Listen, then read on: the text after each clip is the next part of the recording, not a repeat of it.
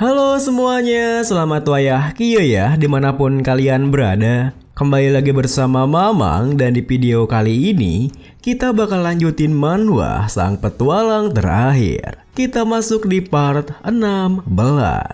Di awal video ini kita beralih kembali pada Dibo, Nunaki dan juga Rob yang nampaknya tengah terpojok oleh bos monster raksasanya yang telah bermutasi. Ditambah lagi, meskipun Rob berhasil melayangkan tinjunya ke arah pelipisnya, bos monsternya begitu tangguh menahannya, bahkan menyerang balik dengan menghimpitnya ke arah dahinya.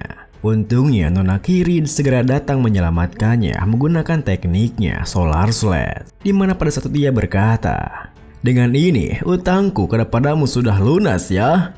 Tentu saja bos monsternya tak hanya tinggal diam membiarkan mereka begitu saja, di mana ia segera mengajarnya yang mencoba untuk kabur. Ia bahkan melompat dan menghantam tanah dengan kuat untuk menciptakan sebuah hempasan angin yang bisa menumbangkan mereka. Meskipun begitu, Nona Kri dan Rob berhasil menghindarinya. Rob bahkan bisa merapalkan mantra healnya, sehingga mereka bertiga bisa kembali bertarung melawannya. Sembari berlari ke arah bos monsternya, Dibo pun berteriak, "Hei, bodoh, apa kau sudah memikirkan cara untuk melawan monster itu? Kalau begini terus, Ki." Namun, sebelum Dibo menyelesaikan teriakannya, Rob di dekatnya menyela, "Punggungnya, serang punggungnya." Dibo pun membalas, Apa? Punggung bagian mananya?" Namun, belum sempat Rob bisa menjawabnya, bos monsternya langsung berusaha menangkap mereka, yang buat mereka harus berpencar. Monster ini terlalu besar. Mau yang jelas dong, hei." Rob yang punya rencana di kepalanya berteriak, "Diamlah dan coba untuk alihkan perhatiannya, supaya aku bisa mendekati titik lemahnya." Mendengar hal itu, Dibo pun segera berbalik menarik perhatian bos monsternya, di mana ia menahan tinyunya lalu berteriak, "Sekarang, cepat!" Seketika itu juga, Rob dan Nona Kiri berlari mengarah pada punggungnya. Namun, pergerakan mereka langsung disadari oleh bos monsternya, di mana bos monsternya langsung menyerang mereka menggunakan kakinya. Melihat hal itu, Dibo yang merasa rencananya telah gagal segera berlari untuk membantu mereka. Dia bisa mengetahuinya. Jadi monster ini tidak terlalu bodoh ya.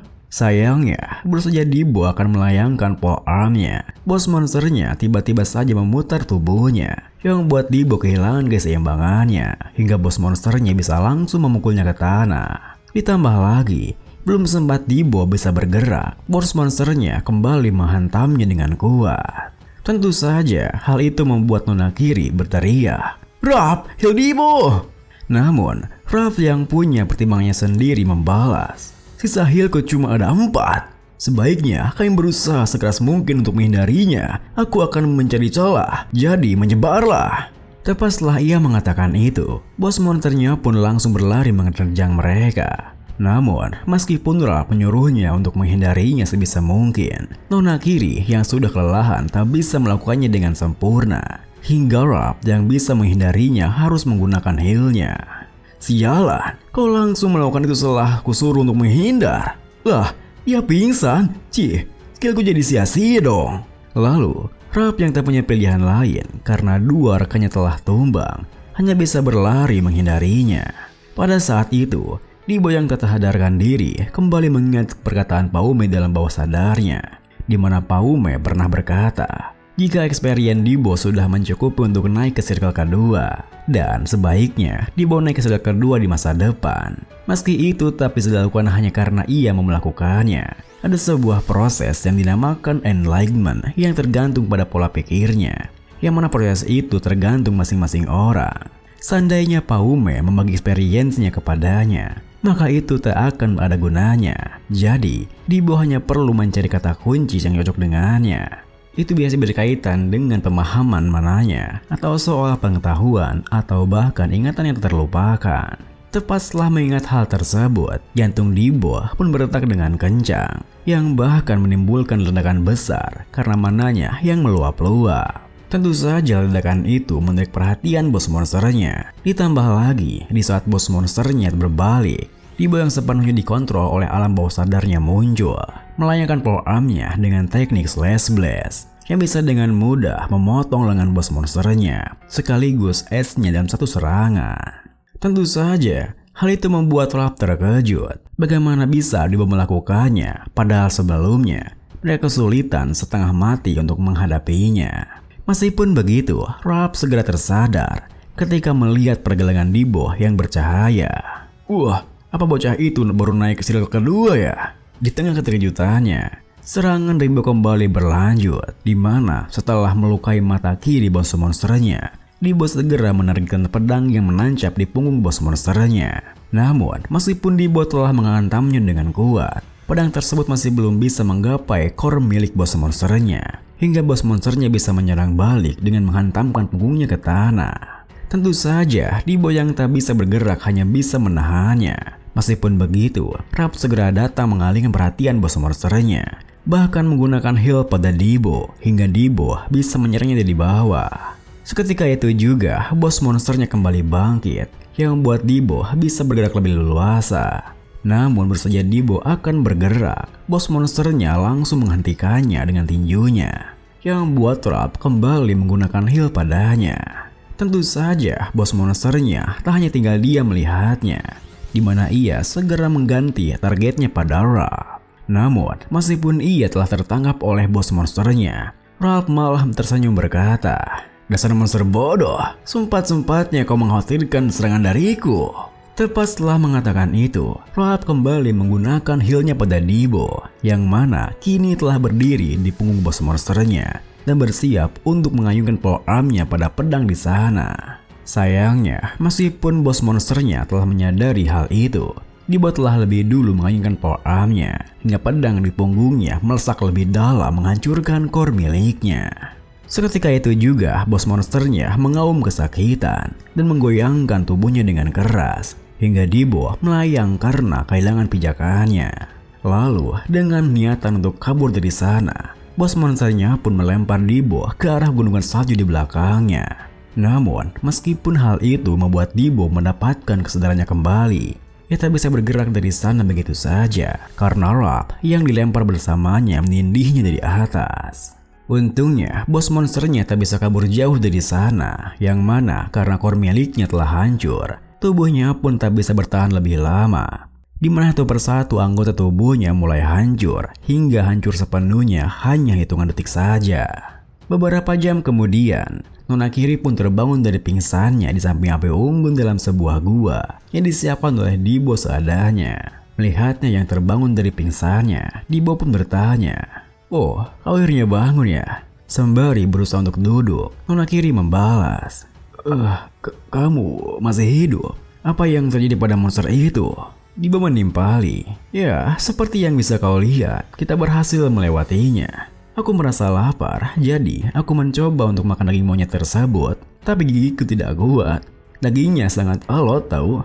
Nona Kiri menimpali, "Wah, nyalimu besar juga. Lalu, apa kamu menjaga kami selama kami masih pingsan?"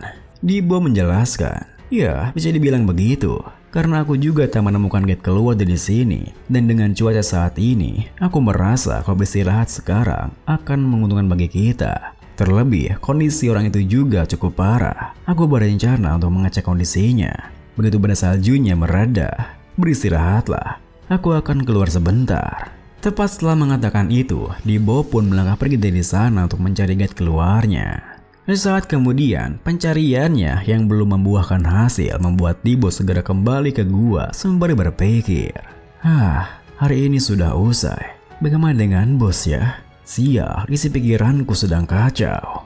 Namun, di saat pikirannya sedang kalut, beberapa monster Yeti muncul di belakangnya, yang membuat Dibo mau tak mau harus bertarung agar bisa kabur dari sana. Pagi harinya, bersamaan dengan badai saljunya yang mulai mereda, Dibo pun tiba di guanya bersama Nona Kiri yang baru terbangun dari tidurnya. Kamu sudah kembali? Bagaimana dengan pintu keluarnya?" Kenapa tampangmu jadi berantakan begitu?" Dibo yang tampak berlumuran darah dari sebelumnya membalas, "Pagi, aku hanya menemui beberapa rintangan di jalan tadi." Nona Kiri yang tak menduganya bertanya, Apa masih ada monster-monster lain di luar sana? Situasi terlalu berbahaya. Aku akan ikut denganmu, oke?" Dibo menimpali, harus ada orang yang tinggal untuk menjaga bajingan ini. Lagi pula, kita semua masih berkena tuti. Mendengar hal itu, nona kiri yang tak tega dengannya berkata, "Tidak, biarkan aku ikut denganmu. Ini bukan tugas yang harus kamu emban." Namun, belum sempat ia menyelesaikan kalimatnya, Dibo yang merebahkan tubuhnya menyela. "Diamlah, meskipun kita hanya perlu mengetahui suatu tempat, alangkah baiknya jika hanya satu orang yang pergi melakukannya. Jangan buang energimu begitu. Istirahat saja sana." Melihat tingkahnya yang seperti itu, nona kiri pun berpikir, lihat si bodoh ini, dia terlalu memaksakan dirinya. Beberapa jam kemudian, setelah mengistirahatkan badannya sebentar, Dibo kembali melanjutkan pencarian gate keluarnya. Namun kali ini, para monster Yeti yang menyerangnya lebih instan dari biasanya, hingga Dibo dibawa terpojok di ujung tebing. Meskipun begitu, Dibo tak ingin menyerah di sana. Hingga di saat seekor monster menerjangnya, Dibo memanfaatkan ketinggian di tebingnya untuk membunuhnya. Nyari sekali. Kukira aku akan mati di tempat ini. Ada orang? Bukan. Ternyata cuma mayat. Dibo pun menghampirinya sembari bergumam. Sepertinya dia baru-baru ini mati. Apa nih? Surat wasiat kah? Ada banyak tulisan di depannya. Dibo yang penasaran pun membaca suratnya, yang mana surat tersebut dituliskan sebuah tulisan tangan yang berisi, "Aku akan mempercayakan surat ini kepadamu yang bahkan tidak kuketahui namanya. Meski hadiah ini kecil, aku akan memberikan sarung tanganku. Kalau kau adalah seorang warrior, maka kelas warrior mastery akan membantumu. Seperti yang bisa kau lihat, kita terjatuh di perangkap Kania dan rekanku tewas dibunuh oleh Snow Yeti. Kalau boleh bilang, aku telah menemukan gate keluarnya. Tapi sayangnya, gate ini adalah gate spesial. Sepertinya kau harus mengalahkan bos monsternya untuk mengaktifkan gate tersebut.